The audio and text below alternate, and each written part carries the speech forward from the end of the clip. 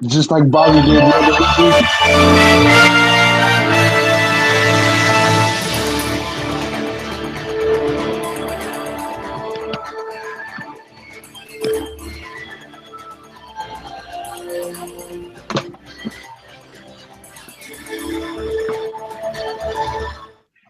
Greetings from Storybrooke. I'm Bobby Hawk. I'm Elizabeth Placencia. And I'm Tony Hooper. And this is the land where we hug it out. And we'll also talk about ABC's hit series Once Upon a Time. And how are you guys doing this week? I'm doing good. How are you? I've been better. I had a great weekend. But unfortunately, came to the realization over the weekend that last week's episode was lost. So lost. It was so lost. Which was a shame, but you weren't there, Elizabeth, so at least we get to talk for just a moment and see what you thought about last week's episode. But you know what? Me and Tony worked so hard on last week's rhyming summary that we have to at least read that and let at least give you a brief summary on what we thought about last week. So, Tony, go ahead and take it away with last week's rhyming summary. All right, last week's rhyming summary, Season 6, Episode 13. The Dark One's the hero of the Ogre War. Rumple the cripple, they'll call him no more. The kingdom was saved and no one got hurt.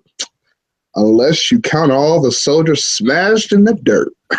Gideon wants power to defeat the Dark Fairy, but the road he's traveling looks really quite scary. Does power make you a hero? Is what the gang learns in this week's episode, Ill Body Patterns. Ill-boding patterns. Yes, okay, that was last week's episode. Now, once again, unfortunately, we did lose last week's episode, and of course, we're not going to sit here and talk for like an hour about that because we do have this week's episode to get into. But I did want to touch on it because I do feel like it brought forth a major milestone, or not major milestone, but a milestone in Rumple's story. Basically, the theme seemed to be like what makes a hero. We were given the backstory of like, what exactly happened with David's father, Robert. And, obviously he wasn't just a drunk killed in a cart. We kind of came to that realization earlier in the season, I guess, when Regina said something, or Evil Queen rather, said something to David. But we're finally now getting that story. The whole ghost thing was a little weird because it was kind of never really told as far as how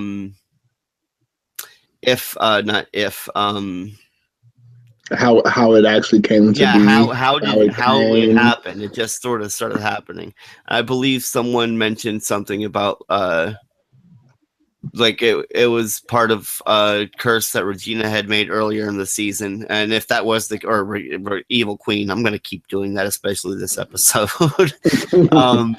But I really wish if that was the case, they had made it a little more clear. That being said, what I really liked about last week's episode was Rumple's part of the story. I really liked the whole any kind of like a strange father-son relationship or father-son relationships period kind of always get to me. Field of Dreams, different things like that. And so Rumple's story, I don't know, I do feel that it's, I'm sorry, give me just a second. It's really touching as far as the, of course, everyone gets tired of the whole redemption arc, and it does get a little tiring. But I do feel that they portray the whole addiction and craving and everything. That's what keeps him from being the man he can be or should be. His craving, his addictions, and I don't know. I like the representation of that because I do feel that, like, even though he's trying to do good, it's just like, sometimes those things, keep you from doing what you need to do, or not even keep you from doing what you need to do, make you think you're doing the right things to begin with. Mm-hmm. Definitely, I agree with that. And, you know, all of that leads to what makes a hero. Of course, you even had the Beowulf story going on in this episode where, like, Beowulf was supposedly, you know, I'm sure all of us have heard the story of Beowulf, but he's supposed to be, like, the hero of, you know, his story. And apparently, as far as this show is concerned, Beowulf is, like, totally not the hero of that story. Mm-hmm. Definitely. He seems like he is definitely the antagonist of his own story, and it just seems like to me he was just that character who was looking for recognition for what he thinks that he, you know, has done throughout the war and everything. And even though it just seems like he really didn't do much but scream and yell for help, you know, it just really seemed like Rumple, you know, was just trying to show everybody that he's not so much of a coward now that he has power, regardless. Right. And in both instances, though, you know, it goes back to that question that I asked to begin with: what makes a hero? And it's like, you know, both of them were trying to be a hero for one reason or another, whereas Robert, David's father, you know, was just doing this to make amends. To, you know, he wasn't doing this to further any other agenda other than, you know, set things right. Mm-hmm. And so, you know, that's really what makes a hero. And I mean, really, it was the one scene that really stood out for me in that episode was when he confronted Rumple about wanting help about when James had been abducted. James or David. David. It's James. Was it? Yes, it was James, because he was trying to get James back. He was trying to get James back. Okay, so or not even abducted. He had went to Pleasure Island, which. Okay, let's not even get into that, because that's I could go off on a tangent about that, but I just want to touch on this, is that when he had James and that he went to Rumple and said, I need your help. You know, you need to help me. You need to help me set things right. And Rumple was like, oh, you finally grow a spine. And then he took, you know, he was like, well, what do you have to offer me? And then he took a hair from his head. He's like, even the smallest things can have the greatest power. And, you know, then as he left, he like kind of just threw the hair away, you know, showing that he didn't even need that hair. He just kind of had to put on airs that's you know, why all gifts from Rumpelstiltskin aren't free. I guess he just had to show it. Or yeah, he couldn't ruin his reputation. That's the word I'm looking for. Anyway, Liz, you've been kind of quiet for the past few minutes. What did you think? What did you just give us? You know, what did you think of last week's episode? Well, my biggest problem with last week's episode was their rendition of Bellfire. I didn't like how I feel like they kind of reset the character in a way where he was like finally understanding his dad's thirst for power. And I'm glad that they, you know, put the memory potion on him so he forgets that. But it's like now in our heads that Bellfire could have been seduced by the darkness, and his character throughout the whole series was that he wanted to get away from that. And you know, it's just I didn't like what they did with his character in that episode. It kind of ticked me off a little bit. I can appreciate that. I can understand that. Although, as far as retcons go, you know, we do know that the show has quite a few of them. I do feel like last week's episode, like you even just mentioned about using the memory potion to show that, like, this is why Bellfire didn't remember the episode, didn't remember this that moment in his life. Thank you. Exactly what I was going for. But yeah, I definitely understand why you would be upset by the betrayal. And then, can I read some feedback we got from last week's episode? Sure. Or for, you know. Of course. So this is from Holly McMiller. And she says, hey guys, great last episode. I agree, it does seem like they are tying up some loose ends. This is one loose end that has been nagging at me. This goes back all the way to the season opener of season 2 when Rumple marks Regina with the wraith because of what she did to Belle. Does Regina still have the mark, or has it disappeared because of the other curses and her removing the evil queen from herself? Keep up the great work. So that is her question to us, and I really don't know how to answer that. Well, I mean, like, it's been such a long time since they've even mentioned that. It really seems like the events that followed after it kind of made it seem as though that kind of got resolved because of Rumple at that moment. I think it was towards when they were on the way back to back from New York. They that kind of got weakened, I'm guessing, because Rumple was clearly dying. So maybe his power kind of wore off. Maybe that's probably like the touch and go answer that I can possibly give, because that was 4 years ago. There he is. Well, not even frozen. I mean, like, the season was 4 years ago. So I mean. All right. And then, of course, we did find out at the end of last week's episode that Hook is apparently the one who killed David's father. And, of course, apparently this week we don't waste too much time getting to that. So, Elizabeth, why don't you hit us with this week's rhyming summary? Would love to. Okay, 1 second. Season 6, episode 14. It's the final showdown, Regina versus Evil Queen. Who will win?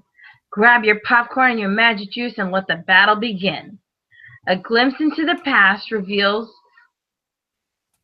Uh-oh. Uh-oh. There you go. Something okay. Sorry about that. A glimpse into the past reveals who the queen hates the most, more than Snow White, is herself.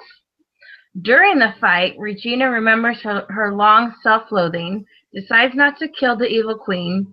Viewers' tears are flowing. They now share love and pain and can move forward from their past. The evil queen's reign is over, which wasn't a blast. The evil queen gets a do-over, and where does she go? She gets to be with Robin in the Wish world. Bravo! The evil queen is finally free in this week's episode, page 23. Page 23. All right, so it seems like this week's theme for me was acceptance. You had Hook, who must forgive himself for something he didn't even realize he did until recently. While in Storybrooke, Regina must come to terms with her past discretions, and in the past, the evil queen is forced to face those who she truly hates, or face the one she truly hates. So I guess let's discuss the evil queen's backstory to begin with here. Let me get down there to my notes. I'm having such an issue. Dude, like it sucks when one of the buttons is stuck on your laptop, because I cannot. Oh, thank God I have a touchscreen. I forgot about that. Okay. Is there an undo button? Is there an undo button somewhere?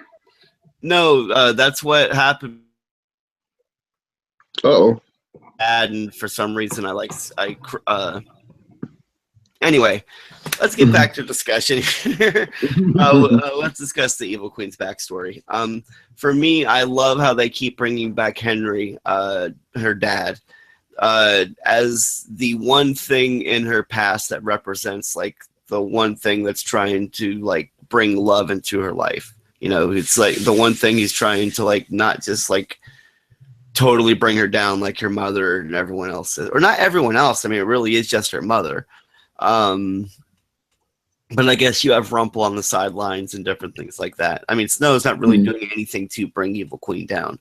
But that being said, I'm kind of going off on a tangent. How do you guys feel about the Evil Queen's flashbacks? I really like what they've been doing the past few weeks, and actually going back to how the first few seasons were, where you've got the A story and the B story. And the A story and the B story are the B story is a flashback that mirrors what's going on in the A story. So that last week or this week you have like what's going on with Regina and whatnot, and Storybrooke being the A story. And then, which this whole episode, like I said before, is going to get so confusing between like who's Regina and who's the evil queen. But ultimately, I guess they are each other. Yeah, they are the same person. Right, which is what we come to. But how did you feel about the past? What I loved about the past flashback is when the arrow that her father was trying to like use it to help her find Robin, she decided to code it with whatever she did to plot to make magic. it fun. Yeah. to make it find she put it? Find the person she hates the most. It hates the most. And then it guides her to her reflection. And of course, they even have to say, like, they weren't being subtle at all in this episode. Not at all. They were being straightforward. Yeah, there was no subtext in this episode. It was all text. But did you think that was a little too hammy? How did you feel about the flashback scenes?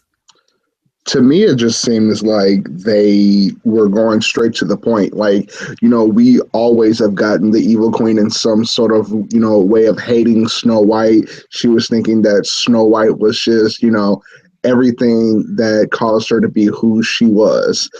She got manipulated by her mother, by Rumpelstiltskin, and she used to be just this kind young lady at the time that she met little Snow White, and her mind has always been twisted and ringed and everything like that in all different types of ways. I mean, she lost herself.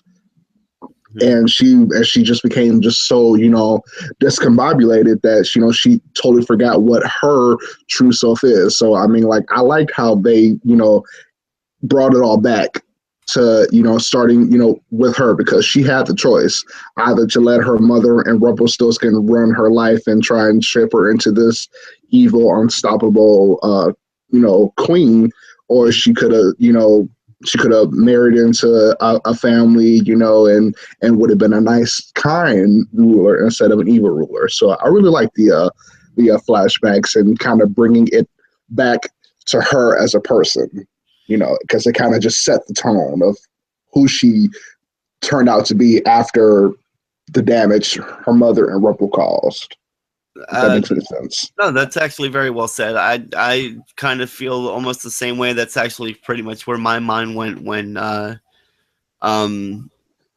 when she looked in the mirror and saw that, like you just said, my mind went back to like her frolicking in the woods. I forgot what that guy's name was now even. David. Wait, hold on. No, it wasn't. My bad. David was in my head too, but I don't think it was David. But we all know who we're talking about. Oh yeah. But yeah, Daniel. That's his name. That's his name. But yeah, that's where I was.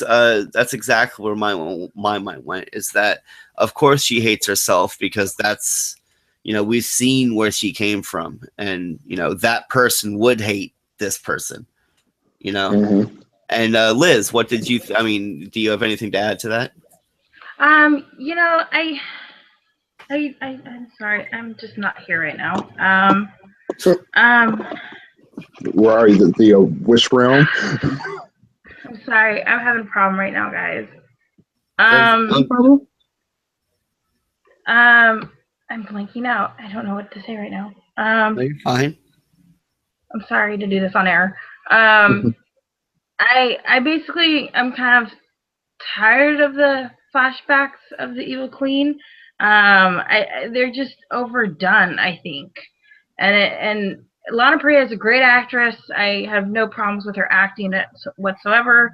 I just feel like it's overdone too much, like killing people, killing villagers. It's overdone, I think. And I'm glad maybe they're done doing that, hopefully. Yeah, I think that's what tonight was the end of that. The end of her reign. To end to all of that, and I think that's like kind of the theme of the last half of this season is, and that like every episode we seem to keep bringing up that oh, they're tying things up, and like even week after week, like I believe both Liz and I have brought back, like 1 week we'll be like, oh, well, what about this? And then the next week they'll address that. And then, you know, that's happened quite a few times. And it happened to me actually just this week, because last week I was like, where's Jared Gilmore? We haven't seen Jared Gilmore since when he was Prince Henry. When he was Prince Henry. And then what happens this week? We get a good chunk of Jared Gilmore. So it definitely feels like they're bringing back characters that you haven't seen. They're trying to tie up not necessarily every storyline, but a lot of storylines, and bring some sort of closure to this series. Not just the main storyline, but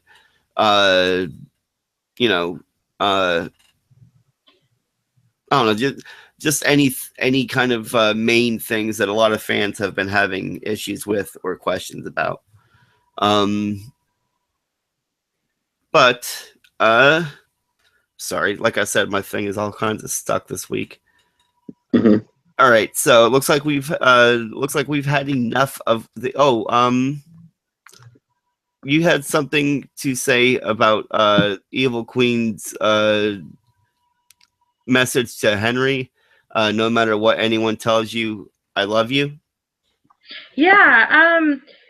Regina said that at the season 1 finale, when Emma breaks the curse and wakes Henry up from his coma, she says, no matter what anybody tells you, I love you. And this is repeated again. It's the Evil Queen saying it. And I thought it was just really poignant. And I don't know if it has significant meaning. It's got to, because she's saying the same thing again. But I don't know what it means. I just thought it was enough to say I should say something about it. I would agree. I mean, you know, she's always she's raised Henry from a baby, and she practically knows everything about him, and you know, she has grown to love Henry from baby, you know, like from infant to teenager, you know. So I mean, we can't never deny that her love for Henry wasn't true, you know, despite all the things that she's done in the past throughout the whole seasons. Right. Yeah, you're right. Yeah. Oh God, I've totally lost my train of thought. I was just about to bring up a point you got. Gosh darn it, I guess I'm just gonna move on to the next point. And that would be Robin. What did you guys think about his storyline over the, what was it, like 3 episodes, maybe 2 that they brought him back? 3, 4, who's counting? Yeah, exactly. Like, and at the end of the day, does this really do anything to bring any kind of closure to what a lot of fans were upset about last year with what they did with Robin? Liz, you can take that on, you know, on this point that I'll take after you. I didn't hear the question. I'm sorry. Oh. No, that's okay. Tony, what did you think about, like, do you think they even should have brought Sean McGuire? Oh, that's okay. I can answer this. Oh no, okay, no, now she's all okay. Yeah, what I was saying, Liz, is do you think they should even have brought back Sean McGuire? Was it worth him being in here the past 3 or 4 episodes or whatever it's been? Hasn't even been that many. I think it was worth it. I definitely think it was worth it. I think it was that end scene with Robin and the Evil Queen at the end of the episode was so beautiful. And it was closure. You know, it wasn't closure, but it was a new beginning, and we finally got to see them happy together. And no, it's not with our Regina, but it's still, I think it still matters, and I think it's still important, and I love that. And I think that scene made the whole thing worthwhile. Okay, that's interesting. So they bring closure by offering a new beginning. Yes. Okay, I can get on board. And maybe Liz might have just changed my mind, because to be honest with you, watching that, I kind of felt like, really, what was the point of all of this? But it was so the evil queen could find love. No, I hear you, and that's another thing that kind of I don't know. Okay.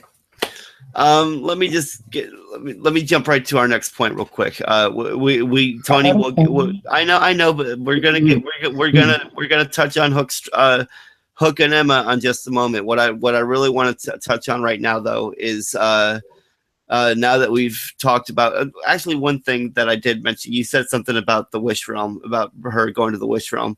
Okay, this is supposed to be where she can get a fresh start. Wasn't Prince Henry looking for the evil queen because she killed his grandparents? Yes. So, like, how could she get a fresh start in a realm where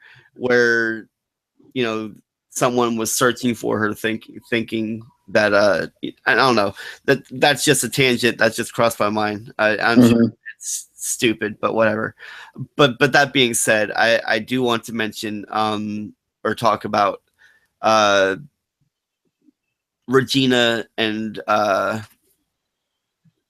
how this all came to pass as far as Regina defeating the evil queen. It was going to be this big epic showdown, and it was for about all of 2 minutes. Yeah, their showdown scene, God, how can I say this? Watered down. I haven't seen a good showdown since Emma and Regina had a fight in the store in the supply room of the hospital when Henry all of a sudden, technically died for a moment. So, okay. Since this all began, the theory I've been throwing out there is that the evil queen would defeat Regina would defeat the evil queen by accepting the evil queen as part of herself, and so they would just merge into one. That was my take. Now, while that's not quite exactly what happened, it's more their hearts merged. It's what I'm saying. It's more or less what happened still. So I kind of see where they were going with, is, they were able to keep the evil queen and redeem her, which I don't know. I felt like that was a little weird. But also maybe that's actually showing that maybe everyone is worthy of redemption. And it was that event that showed Hook that even he is worthy of redemption, or made him at least believe he could be. And I don't know what I liked the scene. I felt like it was a little bit cheesy. Maybe just a little bit. I mean, but I think it came from a good place. Yeah. And what do you think, Liz? What do you think of the whole, how do you think, how do you feel rather about how it went down? Yeah. I kind of was thinking to myself, it was more like after their fight, when they're cleaning up the office, I kind of thought that was really funny. Like, okay, we've made this mess, we've had our temper tantrum, and now let's clean up the mess. All right, let's talk. Let's talk this through, Oh yeah, but sorry about that. The whole fight itself, I was like, okay, they're gonna duke it out. But my biggest question was, how do you fight someone who has the exact same amount of power and is equally strong as you are? How do you fight yourself? That's what I kept wondering. But the way they resolved it with Regina sharing the pain, sharing the love, they're equal now, and I thought that I liked it. I thought it was very poetic.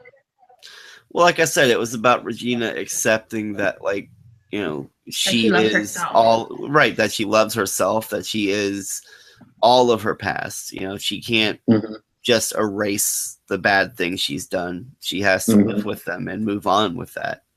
And again, just like I said, that is the theme of this episode, because that's the same place we find Hook in. Exactly. Yeah. I mean, they've committed their 2 different acts in their past, but to move on, to a better future or to a future at all is to accept what the past is and move on.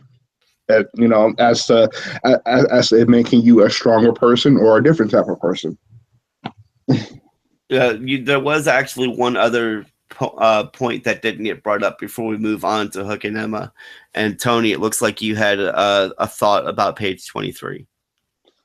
About page 23. You said that actually had to do with the fact, when Regina went back to the Risk Realm with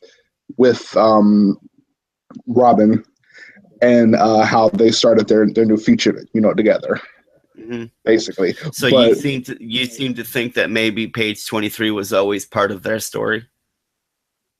I believe so. I mean, like, it didn't, when the page presented itself, it was good for that moment, to find out that, hey, when Regina herself was looking for a happy ending with it, from the author at the time, it seemed like it was possible, but with a bit of a twist, like, yeah, it's you, but that's not the future you. That was a possible future that you could have had. Oh, when you're talking about what Tink said to Regina. Mm-hmm. And Pixie Dust doesn't show you what is, what it shows you what could be. What could be, exactly. And that's what it seemed like, because that page was never really there in the original story, if you guys remember. I mean, like, it was just a page that just suddenly appeared. Yeah, it came into a closet or something, didn't it? Or she found it. She found it cleaning something, didn't she? I thought that they actually found it in the library. It was That's Robin possible. And I thought the Queen, then Regina found it. I thought Regina had found it. Mm-mm, but whatever. The point is that it wasn't originally part of the book. It just came out of nowhere. Yeah, and just for the fact that it came out of nowhere, it meant that for her as a person, either if we identify herself as Regina or the Evil Queen, to find, to have her as a person find true love after all that she's done, it's possible, basically. And it's going back to your point of how everybody is it's possible to, to have redemption. Mm-hmm. So that's just basically what the point was just about. Like, it couldn't have been a part of it could have been a part of Regina's future or right then and there thing, or in the past. It was just saying that it is possible for her as a person. It's definitely an interesting theory that that page was never really meant truly for Regina to begin with. That ultimately it was the Evil Queen's story to begin with. That is definitely an interesting point. But let's move on to Hook and Emma. I totally understand why Hook would want to destroy his past. I'm sure we've all had things that we've regretted and are ashamed of, like he even said in the episode. And I like how he knows that for the most part that they would forgive him, but what he's not sure of anyway is that can he forgive himself? Mm-hmm. It's hard to forgive yourself sometimes. Well, really I mean, especially when you're thinking that you might have killed your girlfriend's dad. Well, grandfather. Fiance's grandfather. Dad. No, that's fiance.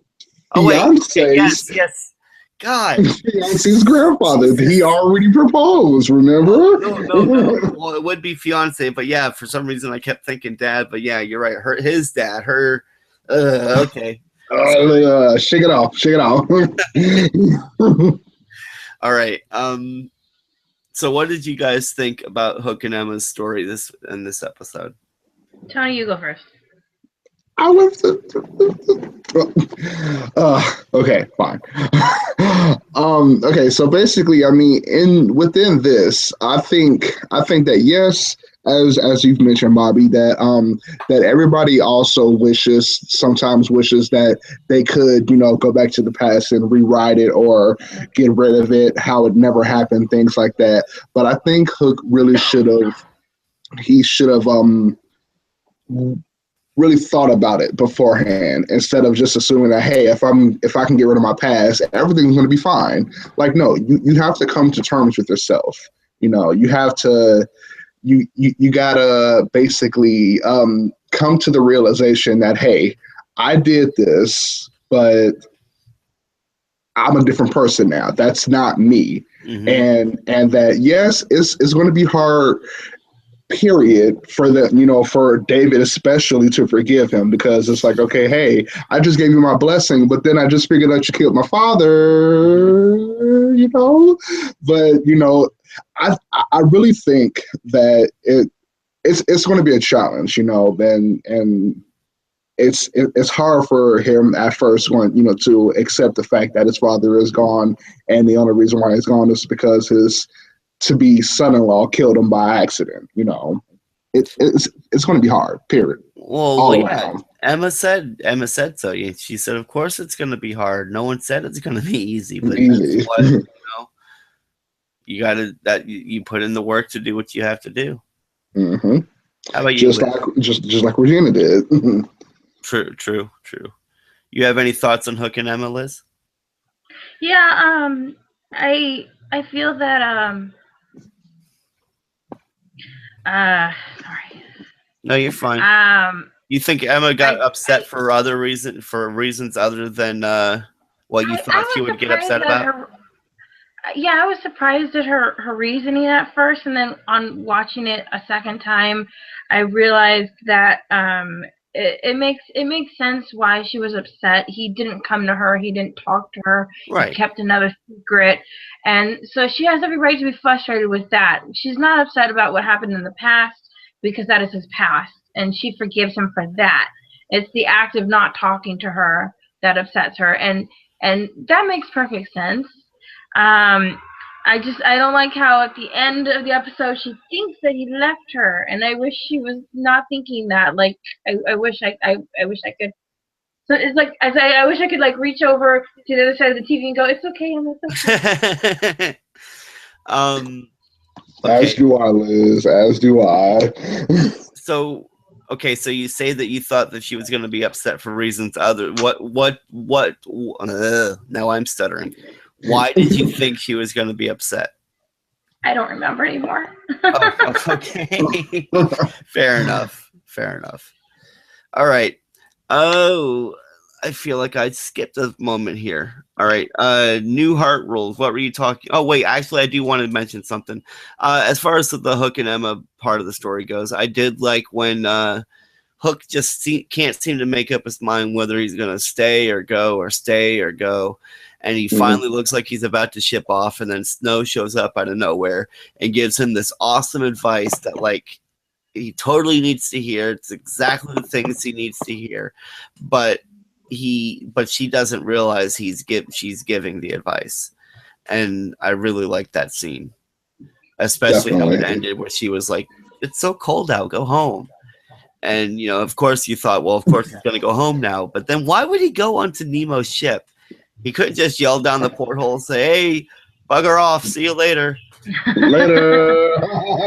No, I mean, like, it really seems to me that he had to come down there and say, well, hey, you know what? I've had a change of heart. I feel like I'm going to make the best decision that I can, depending on the problem, and I'm going to face what I've done, basically. So, I mean, I think he really had to go down and tell him that. Of course, we weren't counting on Gideon following him, but I think it was nice of him to take the initiative to let Nemo know, because it seems like Nemo did actually, care what happens, in his life because of the person that he used to be. Okay. And I'm going back over our notes, Tony, and I'm sorry, but it does seem like I kind of skipped over the flow as far as a few of your notes here. It looks like you actually had some questions about maybe some new heart rules for for Regina and her other half, maybe not, couldn't say better half anymore, or lesser half, or whichever. Right, I'm just saying the other half. Right. No, but basically, just from the point here with the heart rules, because they've always had rules about how they do hearts, and how when you take hearts you can control them, you can crush them. Apparently now you can break them in half, and you can live with your significant other with your heart in them. But now I didn't know that now that you can just bring them together and to be able to share pain. Do you think that's only with your double, like not and not with your significant other? I don't know, with a show that deals so heavily in magic, and especially the way this show has kind of grown accustomed to do so, you can't really look too deep into those type of things, because most times there's not really any kind of hard and fast rule, and most times when there are any kind of hard and fast rules, they kind of just negate them from one episode to another anyway. But it is definitely blow us away. yeah. It's definitely something I hadn't thought about. I mean, it's not. I don't know. I guess at this point, to me, it's kind of just like it's magic. Magic is magic, and I hadn't really thought twice about it. But it is an interesting. Yeah, another power, another heart power to add to the list. Mm-hmm. And it kind of guess looks like it was the next point, just adding on to that one then. Yeah, 2.5. Mm-hmm. Okay. Yep. So we basically talked about, it was just. Oh, I'm sorry. Go ahead. Go ahead. No. Please. If you got something else to add, please go ahead. Oh no, it was just for Regina's other half and making up, with accepting the darkness, basically. Well, like Liz said in the beginning, I'm just glad that that's finally over. It's not something that we have to address anymore. And there is some sort of not only closure to that story, but maybe even to Robin's story, even though it's not really Robin. I like to call this guy Loxley, because I don't know. It's so confusing. We thought the family tree was confusing. Now we get into wish realms and everything else, and okay, it hurts. It hurts. That being said, we've talked about pretty much everything in the episode, with the exception of the last few moments when Gideon just shows up out of nowhere and takes Hook out of the picture. I hate Deus Ex Machina moments like that, but what do you guys think Gideon's plans are for next week? Because I don't know. I haven't watched any promos, but I haven't watched any promos either, so I really have no clue. I haven't either, but yeah, he has a plan, and obviously Hook ain't in it.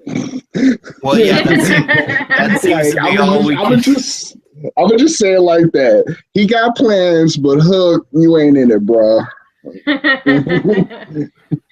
You ain't in it. Do you think Snow will show up to Emma and be like, "Well, I just saw him on the docks"? And do you think they'll put two and two together, or do you think she'll just be like, "Oh, he was on the docks. He was probably leaving town with Nemo"? Probably leaving town with Nemo. She's probably gonna think that. I did see one I guess I have seen one promo. Like when this episode ended, they showed the promo for next week's episode, so I did see that. And Emma in that promo does think that Hook has left her.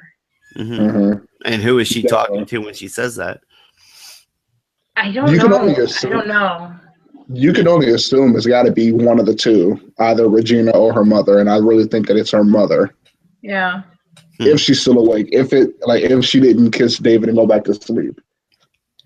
So what was this? We said this was episode 14, right, of this season? Yes. So we've got 10 more episodes left in the season. Oh wait, can you guys believe it? Seven. Oh no, wait, 8. There's 22, so 8. Okay.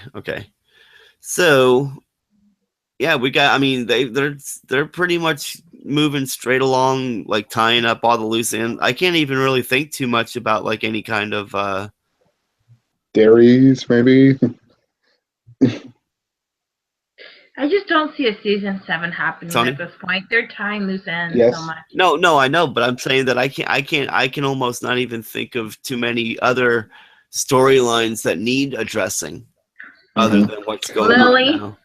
Lily. Yeah, that's true. Yeah, but you know what? Guess We're what? probably not going to She see ain't that. coming. Yeah, She that's ain't not coming. We can only assume like I said earlier, that there are definitely things that's just never going to be addressed again. And that's probably one of them.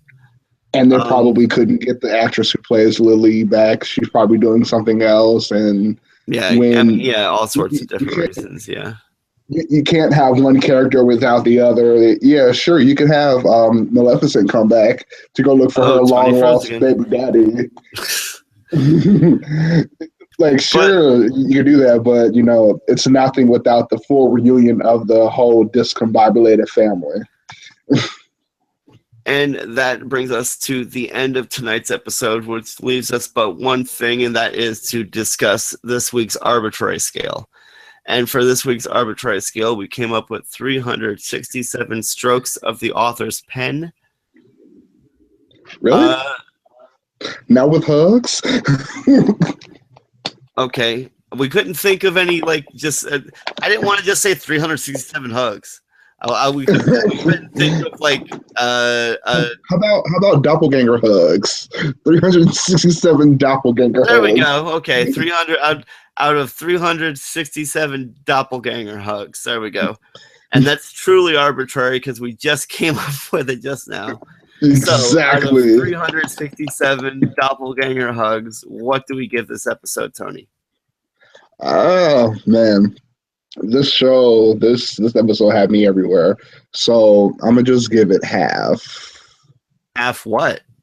Half of 367. No, actually 184 or something like that. I don't know, but that's too low. I mean, it wasn't that bad. I like this episode. I think I would give it probably 340 doppelganger hugs. What's there? It's a big difference. You went from 100 something to 300 something. Yes. Well, final answer. Just like they do a millionaire. Final answer. But seriously, though, that also almost makes me want to ask you the opposite of what I usually ask you. And what is it that you didn't like about this episode that made you want to score it so low in the first place? I don't know. Just to be honest with you, I mean, I was looking for a bigger showdown between Regina and the Evil Queen. Let's just be real.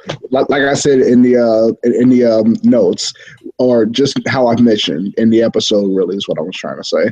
That we haven't really seen a big showdown since the end of season 1 when they were fighting in the custodian room. But I was really hoping for more sparks and for more, more fighting and stuff. But then again, that was just something small. And, I mean, everything else seemed like it was on point on that episode. Okay. I could definitely see where the showdown was a bit of a letdown. I see what you did there. Liz, what did you think of this week's episode? What was the number again? 367 doppelganger hugs. I'm going to give it 285. Ooh, okay. And your reasoning for that score?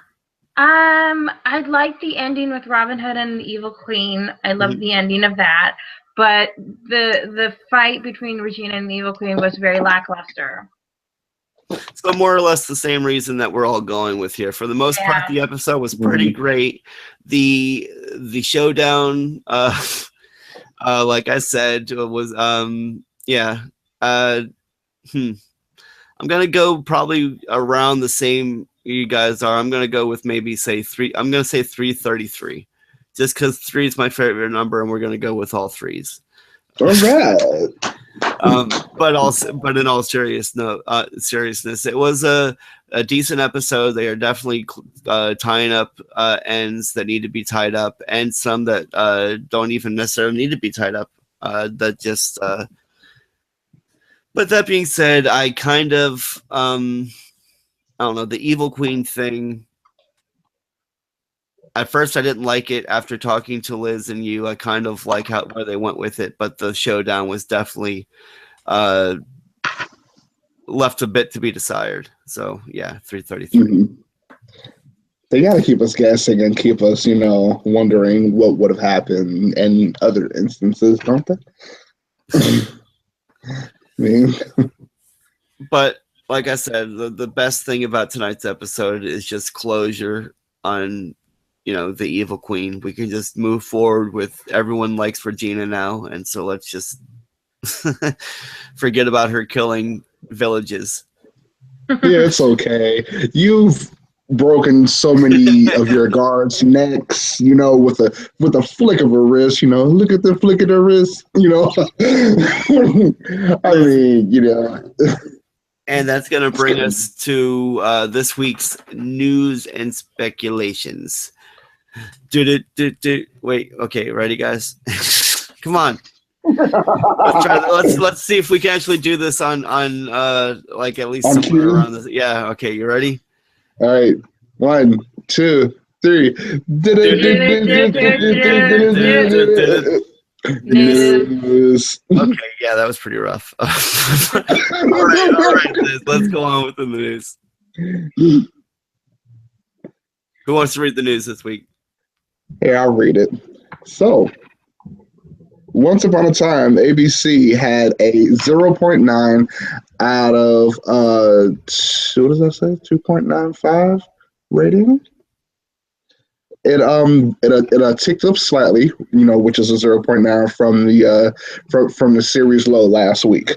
So yeah, this last was week's a ratings change. were pretty rough. But last week they didn't quite lose the night. That went to like Time After Time or something like that. Which was canceled. Oh, was it canceled already? Yep. Oh wow! Are you serious? Yeah, it was only like 3 episodes in. Damn. Jesus. ABC gave it the axe real quickly. I didn't even watch it. I just know. I wanted to try that out because that was that's based on a really cool movie from the early 80s, late 70s. I don't bother now.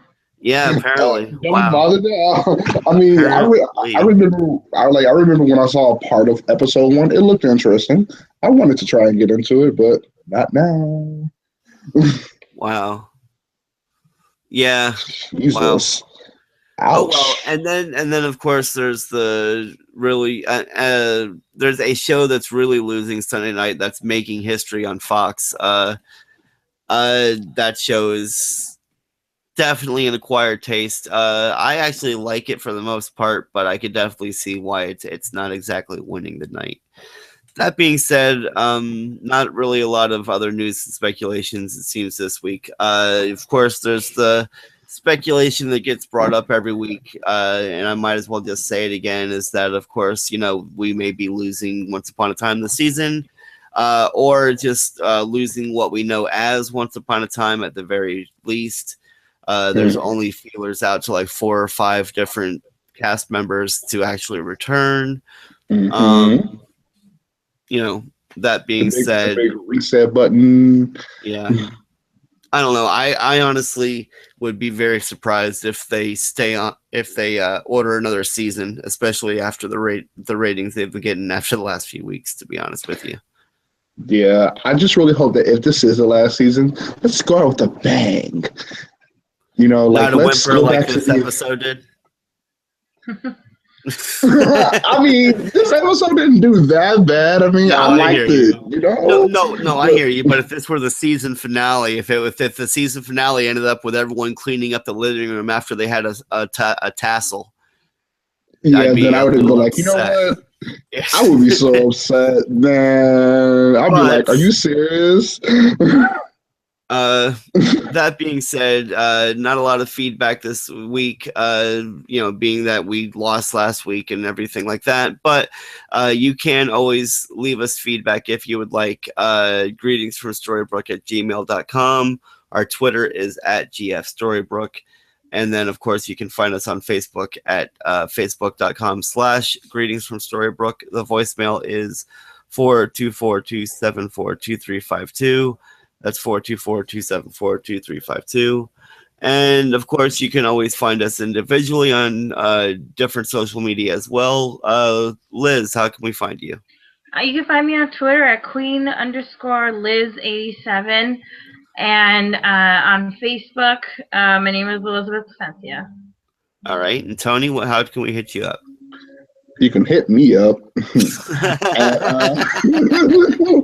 You can hit me up on Twitter at hoops900 and at on Facebook Tony G Hooper, I believe, or Hoop Tony G. I don't know.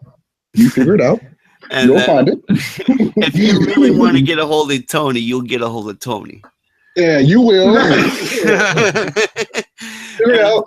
Of course, you can find me on Twitter at Inevitable Hawk, HAWKE. You can find me on Facebook at Bobby Hawk. Yeah, I think that's about it. And then, of course, you can find us here every week. Usually Monday nights, of course, we're a little late this week, but hopefully that won't be the case going forward. But that being said, as always, it wouldn't be the same if I didn't have problems pulling up the theme as I was trying to close out the show. I was about to say, I think you should always have it up before the show ends. It was up, and then I got in the middle of a conversation, and then my phone went off, and now my stupid phone won't come back on, and now it's back on. Excuses.